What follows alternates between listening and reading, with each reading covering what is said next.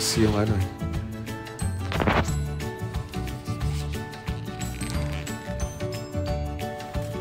So malamig pa rin as usual. Dito may Darsilog. Siguro daing. Nandudukot. Maayos pa rin. Pero sayang lang kasi may mga picturean sana sila na maayos. Ang laki rin ng Thai part.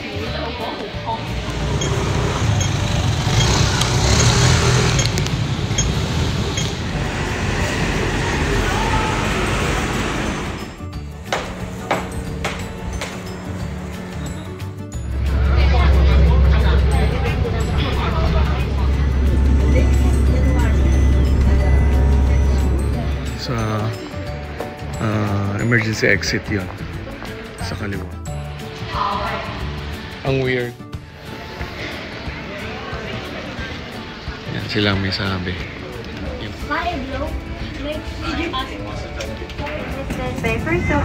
First Officer Gilbert Valencia. Sincere apologies for any inconvenience caused by this unexpected delay. Thank you for it. On behalf of Cebu Pacific and Hinahati na nila.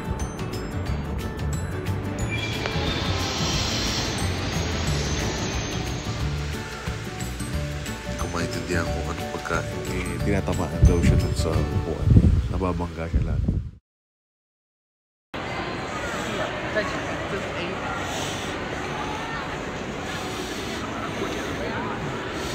没关系的。 So I'm going to Macau. Doon kasi yung exit ko. Nag Cebu Pacific ako. Dito muna ako dumaan sandali, may tinignan. Yung first day ko was in HK Express. Dito rin ang baba. Guys, wag na wag kayong sasakay ng HK Express. Napakahigpit nila. Kinikilo na nila dito, kikiluin pa nila pagdating doon. Tapos, kahit 5 kayo, kahit sinabi mong inilagay mo lahat ng luggage mo sa isang bag, ay di-divide na lang, hindi sila ganun. Per person talaga. Sobrang higpit. Wag na wag kayong sasakay ng HK Express. Sobrang nakakadala. Mas maganda pa rin talaga ang Cebu Pacific. Anyway, ang sasakyan dito is yung mga A11, A21, A22 na bus. Naikot yun ng Hong Kong, Zhuhai, Macau Port. Sana babalik pa ako Mongkok kasi may doon ako bibili, pero sobrang na-drain ako ng energy. Kaya sabi ko, ano na lang, doon na lang sa Macau. Subukan ko na lang bumili doon. Wala nang magagawa. Ganun talaga eh. Anyway, yun lang.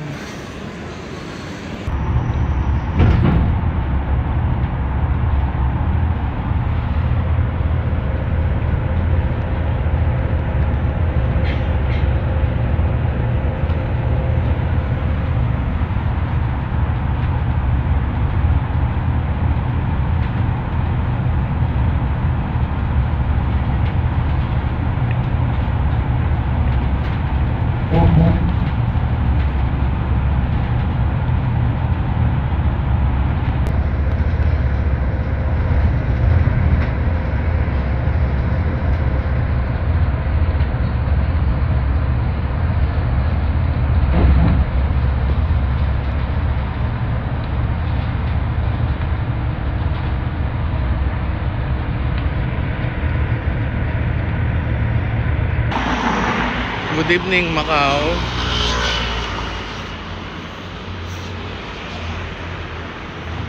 Yung kahapon is ano lang, pinuntahan ko lang yung Venetian kahapon kasi yung last time hindi ko na gaano na-explore siya.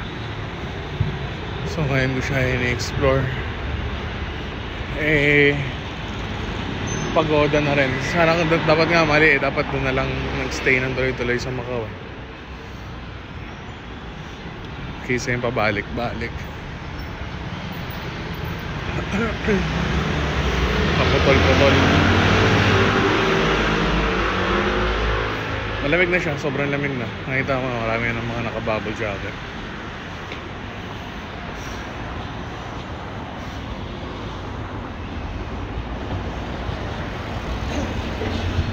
Feels like 3 degrees. Tingin ko lang. Hindi ko pa titignan yung weather pero ganun siya kalamig eh.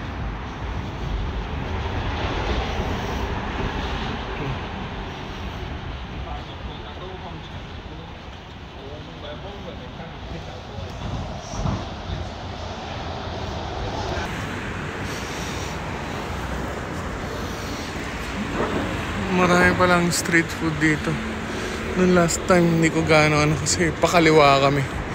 Pero ngayon pakanan ang ginawa ko eh.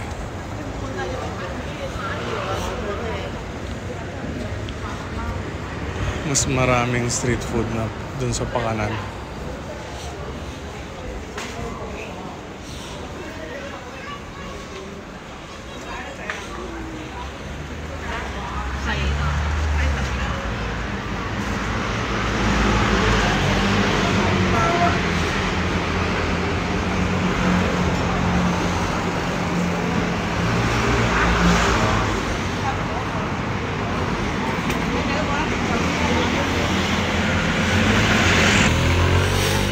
Oh, lamig.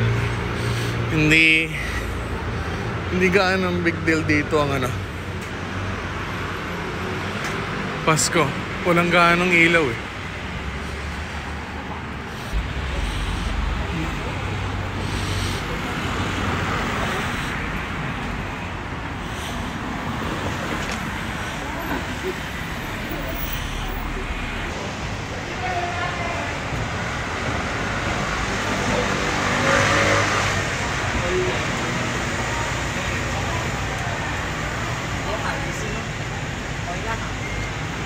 So, I'll be leaving na Macau. Ito yung hotel. Actually, nag-check-in ako dito last time. So, since isa lang ako, maliit lang yung bed. Pero maganda lang kasi merong view. Pero maganda to sana kung mataas yung yung floor mo. Wala, maliit lang yung floor eh. Hindi ako nakapag-room tour kasi pagod na ako. Sorry guys, laging ganun. Laging di nakaka-room tour.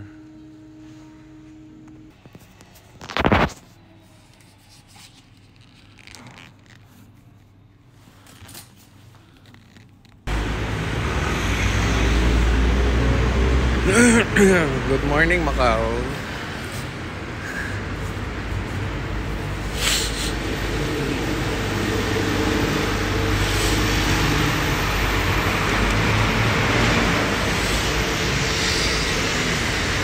So malamig pa rin as usual.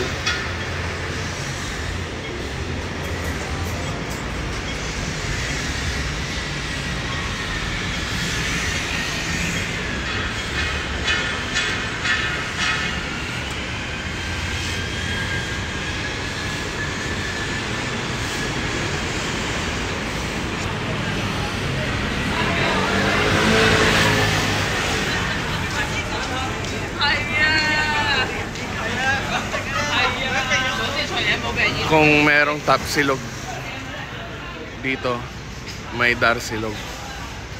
Siguro daing at relleno, itlog yun.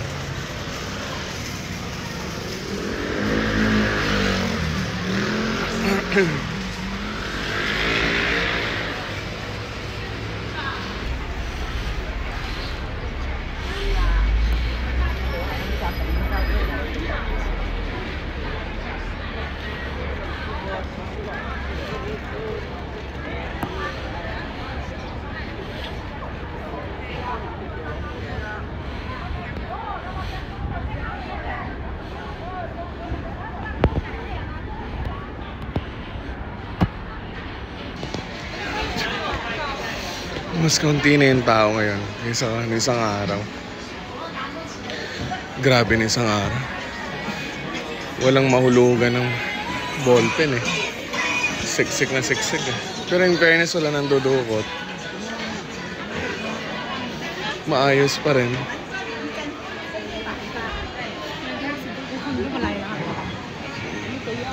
On.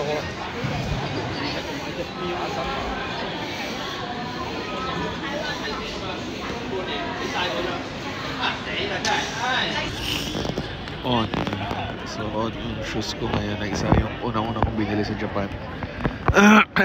Actually, sumasakit na siya sa paa. Hindi ko remind dyan. Siguro dahil maghapon din ako naglalakad. Medyo mga pangit na yung boses ko kasi lamig dito. Sobra. Nasakit sa throat. Kaya nang maga pa ako inuubo. Kanina, merong 3 Pilipina nagpapapicture dyan sa sentro. Ngayon, hirap na hirap sila mag-picture. May selfie stick sila. So, yun ang peran ko kasi naawa naman ako tsaka kababayan naman. Yung isa pumayag, yung isa ayaw na ayaw. Siguro, niisip niya itatakbo ko yung cellphone niya. Naintindihan ko naman, wala tayong magagawa doon. Eh, kanya kasi yung cellphone na gamit. Pero ang point ko, magmagandang loob na nga eh, ganun pa pala. Dapat pala hindi ka na magmagandang loob. Pero yung nakakatawa, pagtapos ng picture, sabi ng pumayag na magpa-picture, sa doon sa hindi pumayag. Ano ba yan? Kita yung nose natin, nakatingala tayo lahat. Natawa lang ako. Pero wala eh, ganun talaga eh. May mga taong ganun na mapanduda. Normal lang yan, okay lang. Naunawaan ko, hindi masama loob ko. Pero sayang lang kasi may mga picturean sana sila na maayos. Anyway, naglalakad-lakad lang ako dito kasi nakailang punta na ako dito this year. Nakatatlo na ako rito kaya medyo nag-uubos lang ako ng oras kasi ang flight ko ay 10 PM. So 6 PM ako pupunta ng airport. Tsaka bumili lang ako ng konting pasalubong ulit. Kasi nung isang araw hindi ako nakabili. So tiniray ko lang bumili ng iba. Naghanap lang ako ng lunch. Hati yung heart ko kung magja-Jollibee, McDo o yung bibili ako ng kakain ako sa Chinese restaurant talaga. Kasi malayo yung nagustuhan kong Chinese restaurant kahapon. Nandun sa may pakanan ng hotel ko. Medyo malayo lang ng konti yung lakad. Pero nakita ko kasi ang sarap ng yung Shanghai niya na kanin. Talagang kita ko yung mga shrimp, buo-buo talaga. Kaya masarap na masarap siguro talaga yun. So anyway, tatry ko maglakad-lakad doon. Bahala na mamaya kung makabili ako o hindi. Lalakad na ako kasi medyo umiinit na yung araw. Pero malamig siya, yung panahon, yung weather. Pero yung araw kasi nakatutok. Masyadong mataas na yung araw. Kaya masakit din sa balat. Tingnan mo sa ibang bansa ang Jollibee, ang laki ng serving. Kahit yung spaghetti, panghandaan na yan. Pero pang isang tao lang yan. Ang laki rin ng Thai part. Kasi kompleto, may ketchup, may dessert pa. Bigla akong nag-craving kasi sa Jollibee.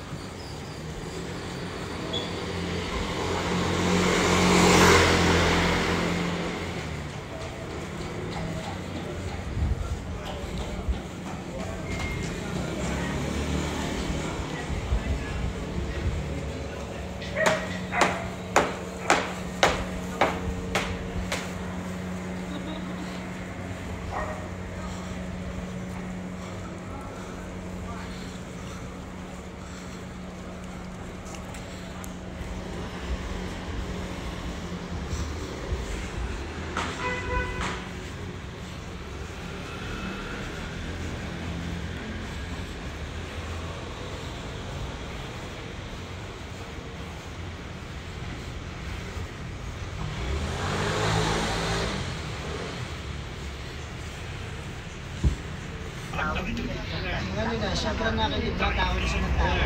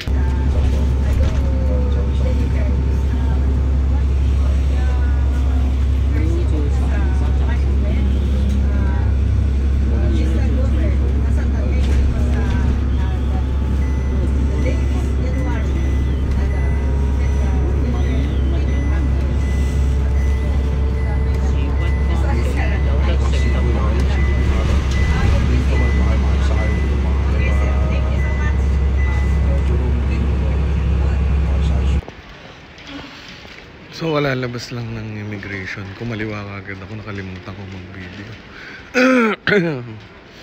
Anyway, gate number 7 ako ngayon. Dati kasi number 10 eh. So, yan yung immigration. Sa kanila kasi kailangan pa yung boarding pass pag sana. Sa iba hindi naman hinihingi. Anyway. So, yun lang. Papunta na ako ng gate number 7. Maraming masarap na kainan dito sa taas ito eh.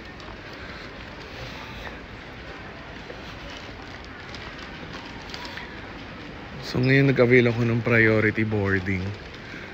Tapos seat ko is 1A. So sa emergency exit yon, sa kaliwa, sa window seat.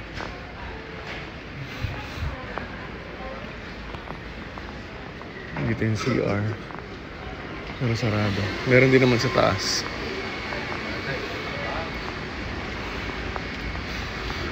So, tinako lang kung may matripan akong pagkain. Isang araw ko pa gusto ng noodles eh. Sa Hong Kong pa lang eh. Nakakalimutan ko. Sana may noodles dito.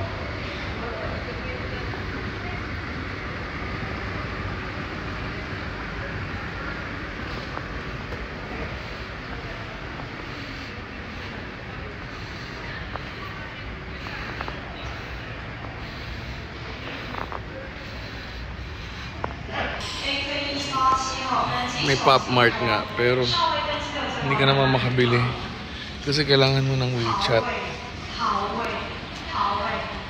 Ang weird.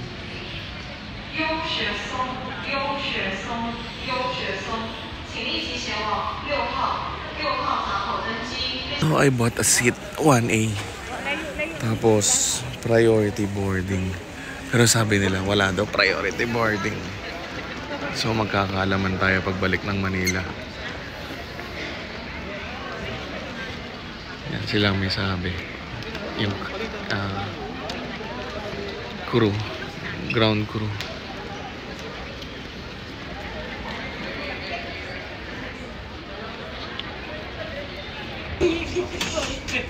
No, the fire blow. Fire blow makes you and then something that you feel. Report from Manila, in command of the aircraft is Captain Alireza Adu. He is assisted by First Officer Gilbert Valencia.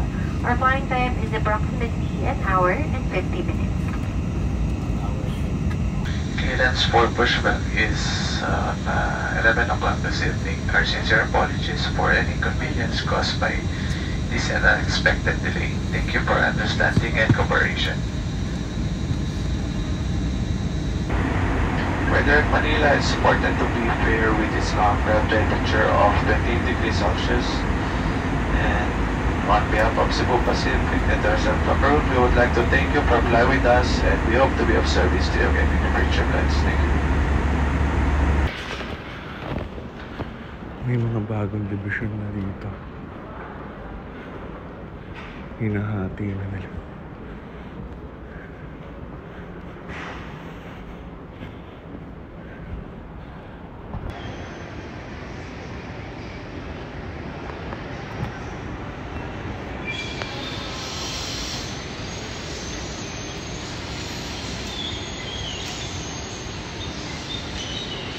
Kapalpak ang Cebu Pacific. Yung order ko na adobo, hindi nila na-serve. So binigyan nila ako nito. Hindi ko maintindihan kung anong pagkain to. Galing to ng Serve Air Macau. Ewan ko kung tira-tira nila to o whatever. Seat 1A kasi ako eh. Yun yung problem sa sanay ka na sa Japan. Ang hirap na mag-adjust pag nakakapunta ka ng country na hindi kasing level ng Japan. Hindi ko sinasabi may favoritism or what, pero sobrang tourist friendly talaga ng Japan compared to other countries. Grabe yung mga tao sa Macau and Hong Kong. Medyo talagang yung iba ng babangga talaga, sinasadya, naniniko, sisigawan ka. Yung, ikaw na nga yung pinaka-polite na tao sa lahi nyo, tapos ganun yung sitwasyon. Parang hirap lang, but anyway, hindi naman big deal yun. Nakakwento ko lang. Ito na yata yung pinakapalpak kong sakay ng Cebu Pacific. Unang-una, nag-avail ako ng priority boarding. Pero hindi naman, wala naman priority boarding. So, una yun. Pangalawa, yung seat ko na 1A, may nakaupo. Ang palusot niya, tinatamaan daw siya dun sa upuan niya. Nababangga siya lang. Dahil uli nga ako sumakay, siguro akala niya lang walang uupo ron. Anyway, pinakahuli, nag-avail kasi ako adobo rice. Beef adobo rice. Wala din. So, pilatan nila ng ibang meal, which is sandwich lang. Ay ako, hindi na nga kumain gaano ng madami sa airport kasi inaasahan ko may meal ako tapos ganun pa. Nakakalungkot lang. Grabe yan. Kesyo Katwira nung FA is low-cost airline sila. Yung ground crew, I mean. Hindi yung nasa plane. Anyway, yun lang. Just got home and papahinga na ako. Nakapag-unload na rin ang mga gamit, mga shopping haul. More of, lang naman pangkapagkain talaga. Hindi ako bumibili doon ng mga gadgets. Sa Japan ko ginagawa yan. Pero mga souvenirs, mga ibang mga sorry guys, mga pangit yung boses ko. Sobrang lamig talaga sa Hong Kong and Macau. Feels like 3 degrees, sabi ng weather. Kahit na 15 degrees siya. So, yun lang. Good night.